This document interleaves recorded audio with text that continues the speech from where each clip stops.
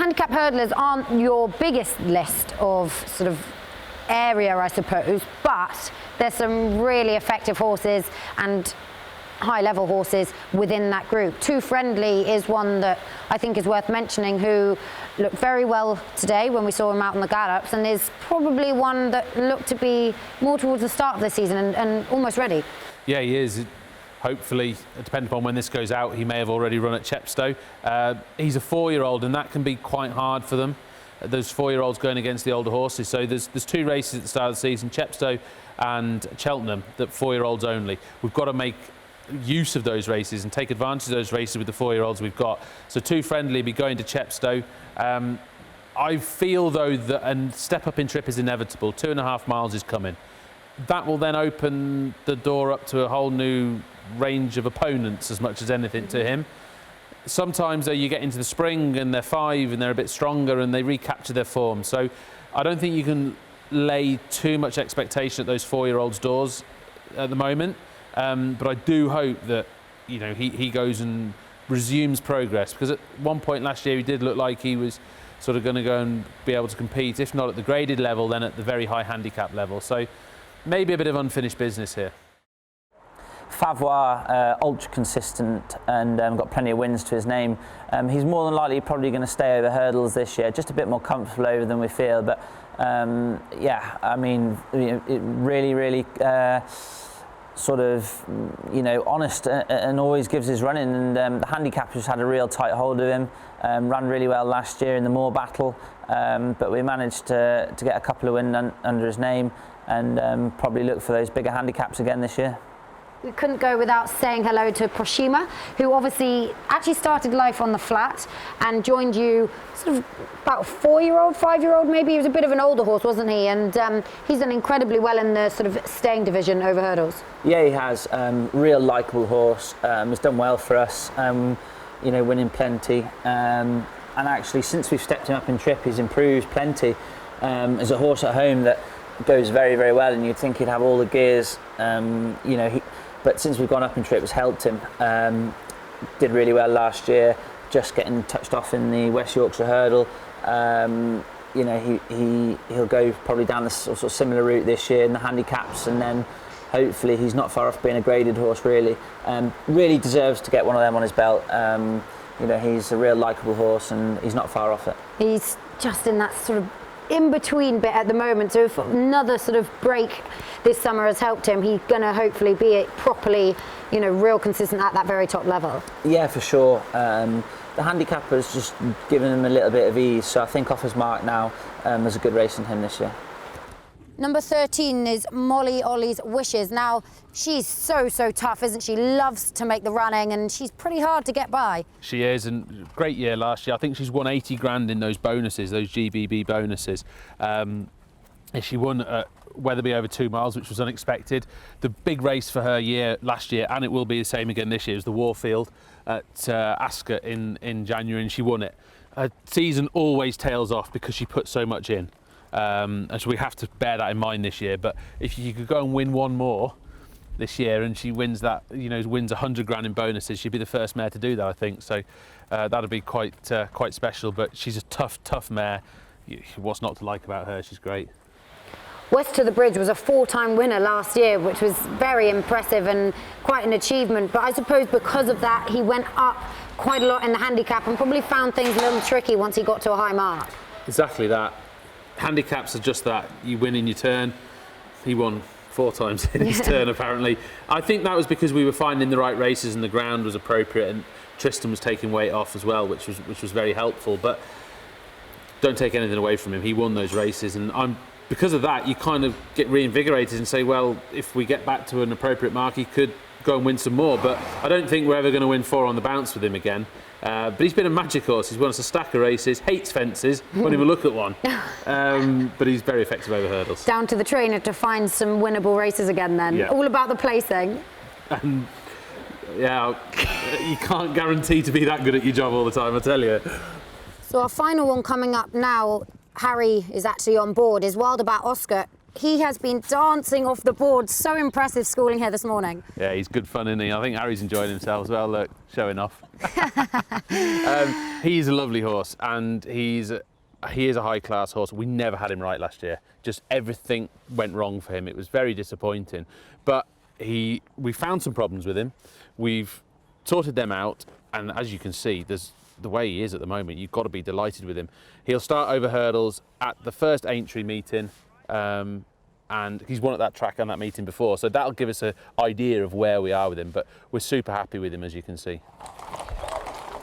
Number 9, KNICKERBOCKERGLORY, was a bit of a legend for you last year, 3 times winning over hurdles, and surely he could make a chaser. Undoubtedly, I think he will make a chaser. Whether there's still some unfinished business over hurdles, we'll sort of dip our toe in the water perhaps earlier in the year. He definitely wants slow ground though, he wants soft ground though, so I can imagine him starting in November. He loves to make the run in as well, so we'll find him the suitable starting point, probably over hurdles, and go from there. But I've been very happy with this horse's physical progression from last year. You can see he's not the heaviest horse in the world, but he's really put on condition this year. Gemma rides him every day. She's done a great job with him, getting him as strong and as muscly as possible, and I think there's an awful lot to come with him. Number 10, West BALBOA, is a monster of a mare. In actual fact, she looks like a gelding, doesn't she? And some great form, having finished second in the Challow Hurdle last year. Exactly, and like she absolutely bolted up her first start for us at Warwick. Challow was a very good run. Unfortunately, we didn't run her after that. She just had a small pelvic injury. It wasn't like a big fracture or anything, but it was something that meant we had to curtail the season. She's grown and gotten strong for her time off, and she'll stay over hurdles this year, but as you can see, she's a big scopy mare who could go over fences in the future. I really like her, and I hope there's a lot more to come over hurdles yet. This is I'd Better Go Now, a nice fun horse owned by the Noel Freely Racing Syndicate. He's been a good servant for us. He's actually just coming back off an injury. He's had a year out. He does go well fresh, so we'll be starting him off soon. He's quite forward in his work, goes well on good ground. Start him back over hurdles to start with, and then we'll probably have another go chasing later on in the year. You see number 3 here, this is Playful Saint. Tolly's riding him. He's a horse that had one run for us last year and actually won at Wetherby. He was very keen, but actually did well to see out the trip and won. I think he's a horse that can progress from that massively. He had a few injury issues when he joined us from France, but I think he's a horse that will go on massively from that one run. He might just be a bit better going right-handed, so we might be looking at sort of the more valuable races around Sandown. I'd like to give him a couple more runs over hurdles before we go chasing, but I think he could be a very progressive horse this year. Flash of Steel is a horse that won the Silver Trophy previously, probably hasn't quite hit that level or those heights since. Any reasons behind that? Do you think he can get back onto the right sort of track? I do, yeah. And age seemed to catch up with this horse quite quickly. I don't think we got him till he was 6, and age seemed to catch up with him, and he's getting into the later years of his career now, but I still feel that, especially at the mark he's at now, he can go and be productive. Whether we ever get back to those Silver Trophy days is, you know, you've got to say we've been there. You know, he doesn't owe us anything. He's been a magic horse. But I do think there's still more races to be won, and I've got to be positive about that. He looks great at the moment. He thrives early season, I'm sure. Let's get out there. Gregor, another striking grey. We've seen a few beauties out already today, and he's one that has 2 options really, but more likely, you think, to stay hurdling for now? I do. I think there's unfinished business. He got placed in a lot of races and only actually won 1, I think. He's got plenty of speed by Montmartre, and I think there's unfinished business here. He will eventually go chasing, doesn't mind the ground on the better side, but actually had a leg, so we will be a little bit more cautious with the ground. As soon as it gets sort of good to soft at the end of October, we'll go racing. Number 8 is a really striking big horse, actually, Hard to Do Dairy, who bolted up at Warwick and then sort of underperformed at Cheltenham for some reason. Yeah, he just wasn't right after the day there, Megs. We were never happy with him on the day, if that makes sense. We were happy going into the race, otherwise we wouldn't have been there, but the result showed us that something wasn't right. A few little bits and pieces came to light afterwards. We gave him plenty of time. As you can see, he's a gorgeous horse. By Capguard, I think this horse is very much a future chaser, but we won't be in a rush to get him started this year. I can see him starting something like the Jerry Fielden, and then we'll go from there. Another year over hurdles is probably not going to be the end of the world for this horse. As you can see, he's bright and he's a lovely horse here. two totally different types schooling behind us at the moment. And first one we'll talk about Colonel Manderson, who stays really, really well and was a winner over hurdles last year. He was, and I started him over fences, and that didn't go according to plan, I have to say. We switched back over hurdles, which was a big bonus to him. He was very consistent there afterwards. I was a bit frustrated not to win again with him, but actually you couldn't crab him. He tried his best and just came up very shortly beat on a number of occasions. And then I think the last run of the season, even though he ran really well, it was the end of a long season.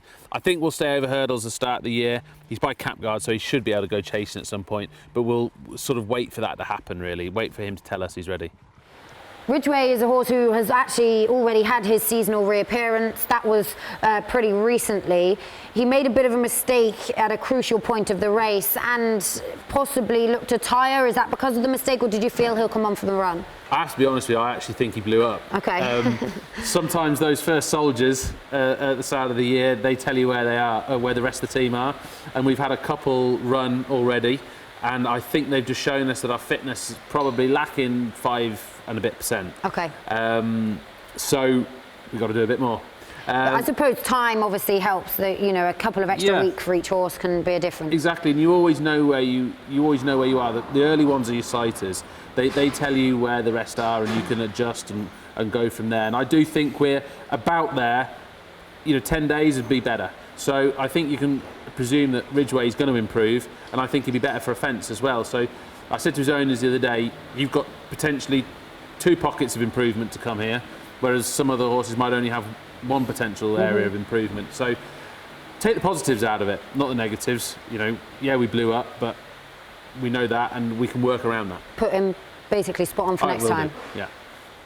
Martha BRAE was a winner at Exeter over hurdles last year, and I imagine she'll stay over hurdles that handicap route. Exactly.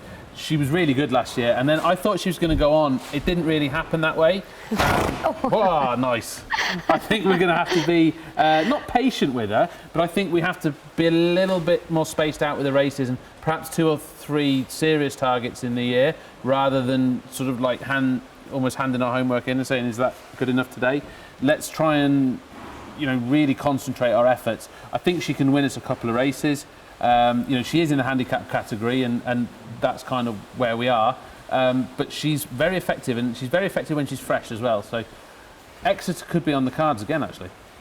Paddle Your Own Canoe is a horse who's been around for quite a long time now. He obviously didn't start his career with you, but has joined you more recently. And he's gone hurdling, he's gone chasing as well. I think he looks a more comfortable horse over hurdles. So do the owners, and I have to say, so do I. Okay, so we're going to stick to that route. A big trip over hurdles is what he wants. He is comfortable doing that and stays the trip very well. So we'll stick down that route, and I can see him being ready probably definitely in November rather than October. Okay. Farmer's Gamble was twice a winner over hurdles last year. Looks to be a chasing type for the future. Will you go that way now, or will you keep him hurdling for now? I think stay hurdling for a minute, because he's just one of those horses that's getting better. Sometimes when you get one that's getting better, you kind of want to leave chasing a bit longer, because you might find you get more. He's been a horse that was very raw, babyish to start off with, and has just progressed. And yeah, he's flashy, he's got loads of white all over him, chestnut horse, he's fun to watch. And Ian Popham, whose family and friends own him, Ian did a lot of work with him early in his life, and I think he was a handful. But he's rewarding them. You know, he's great fun, and I think there's a lot of fun to be had with him. Dan finds War, a head-down drive, a length and a half clear, and the favourite's going to win the first race on Ladies' Day. So some of the handicap hurdlers we're going to look at who have, well, this one in particular, has a great record in big fields. Now, these big handicaps are not easy to win, but Dan seems to have a bit of a knack at it. He's clearly got a big engine. He seems to run best when there's so many runners. He's been a little bit unlucky in that he's been brought down. Obviously at Cheltenham he was going very well when brought down, but he got back up, was absolutely fine, came back and won at Aintree. So a horse that, it's not easy to win those handicap hurdles with 25 odd runners, but he has the ability there. Oh, massively. And this horse is a little pocket rocket. He's tiny. So much fun to have about. He, all of a sudden, I remember him last year, so when he was second to Galop under Champ in the Martin Pipe, he just all of a sudden just switched on. Post-Christmas, it just happened. And he'd won a listed race as a juvenile, but then all of a sudden it just out of nowhere he just come alive. He started last year with a little niggle, so we gave him plenty of time. We were getting him ready for the Martin Pipe, and he got brought down at the second, like you say. Then goes and makes amends at Aintree. Would he have won the Martin Pipe? Definitely wouldn't have been far away. But that's what happens, and sometimes you just got to roll with those punches. And because if you look at his profile, you can see he's clearly a progressive horse, and he's was progressing at 2 miles, then he progressed at 2.5 miles. I don't think 3 is beyond him, but I don't just want to go and chuck him straight out there and say, go on boy, 3 miles, because he loves to race so much that he could be thinking this is a 2 mile race, not knowing it's a 3 mile race, and over race. So I think if we go the intermediate trip, which is apparently what his best trip is, if you look at his record, we'll start in that conditions race at Aintree first week of November and go from there. If he was to win something like that and suggest that he was and should be in those open graded races, you may look at the 3 mile events then, and would the long walk come into consideration? Well, perhaps, but we do know we've got numbers to make up to get to that grade. Well, something like that, the National Spirit, is that right? Yeah, that's well into February. Like it's, true, later in the year. You're coming into he'd be a great horse time. for a Rel Keel. You know, he'd definitely be a great horse for a Rel Keel, but I'd like to almost be a bit braver than that. You know, and Colin, who owns him, he's certainly not short of bravery. He'll give it a go. Yeah, the 2.5 sort of division when you go up in grade is really limited, isn't it? So I suppose you have to, like you say, if you want to go to that next level, you have to be a bit brave, maybe step up, see if the stamina is there, and can you get to the next level that way. And if he doesn't stay, you come back to 2.5. And if he's not good enough at graded level, you go back to handicaps. Like, it's not going to be offensive if the best that Langadan can do is win grade 3 20 runner handicaps around festivals, is it? It's, you know, his base level is a very acceptable level. Absolutely. We'd like to just try and do even more. So we're in a lucky position from that in that respect. But I just believe in him. I really do. Some horses you feel a little uncomfortable putting your neck on the line because they've got some, not weaknesses, but they've got bits that you have real unanswered questions about. And I know there's an unanswered question about how far his ability takes him. But I think that's the only unanswered question. Will he try hard? Of course. Is he suitable to all grounds? Absolutely. Can you drop him in and take your time? Without doubt. All these things that make you be good, he's got. So I'm actually happy to stick my neck on the line for him and say, yeah, he can do it. If there's one that can, he's your man that can. And I just believe he could take that step.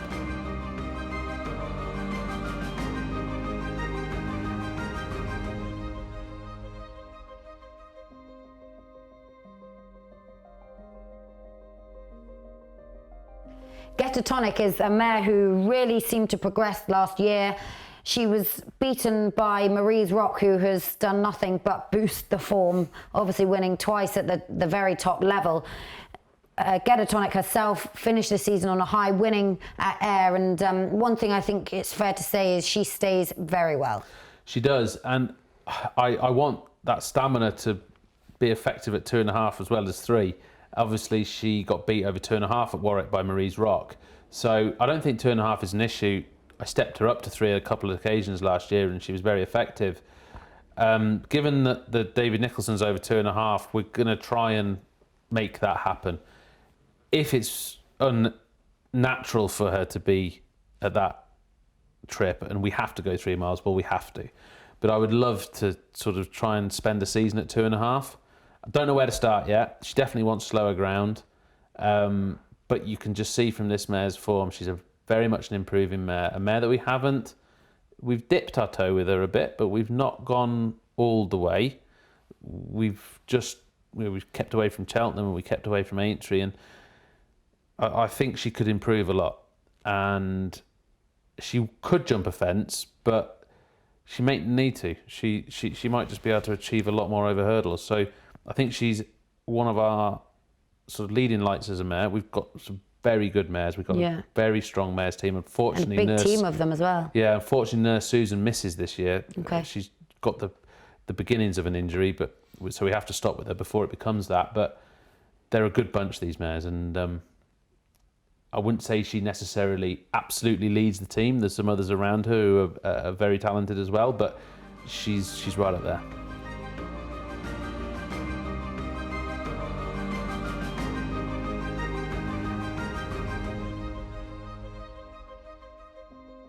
Dr. Parnassus is a horse that came from the flat, was trained by David O'Mara, and you obviously ended up with him to go jumping, and his flat form was okay to a level, but he's taken his juvenile form to total different level, new heights altogether, and was very impressive with some of his victories. He travelled so well, he jumped very well, he looked a total natural, and you know, it does happen when horses come off the flat, they can totally switch and come alive over jumps, and that's something he's certainly done.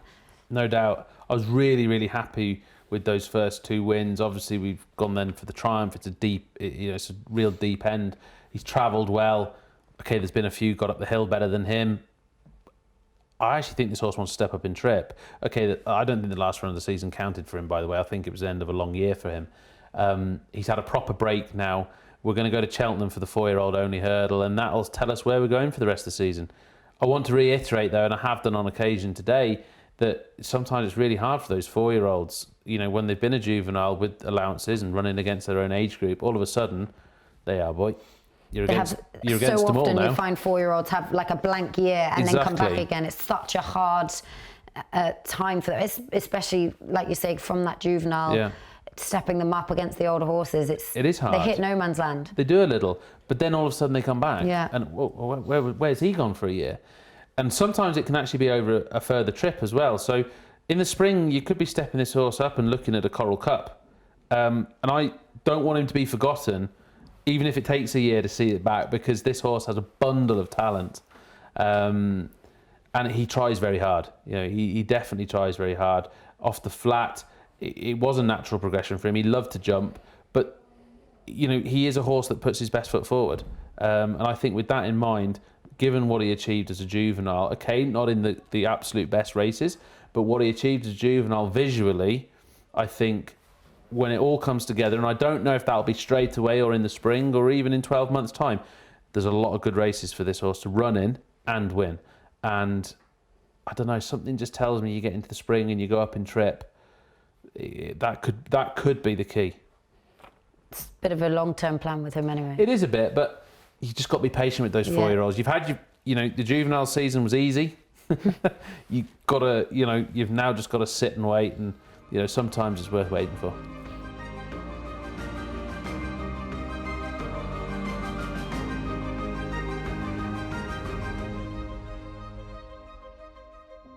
In This World is a horse who's lightly raced and only had one start for you. It was a winning one.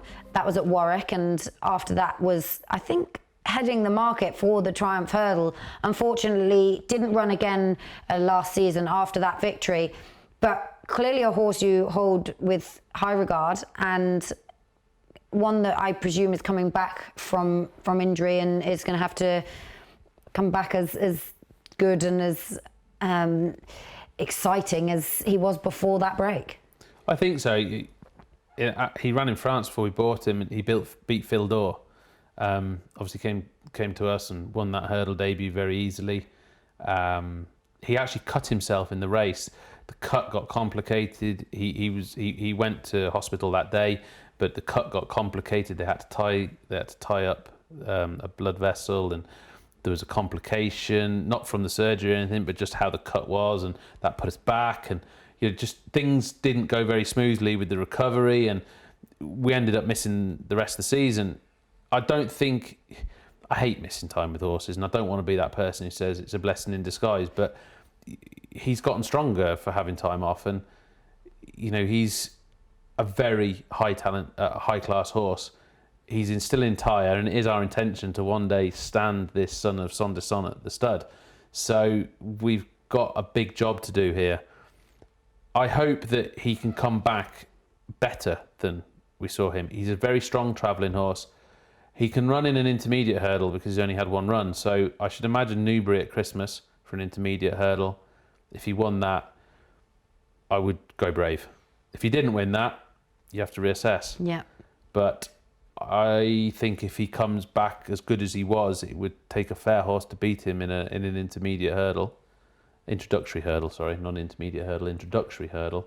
And like I say, I'd get Brave after that. And when you say what's Brave, try a Kingwell. You know, see where you stand.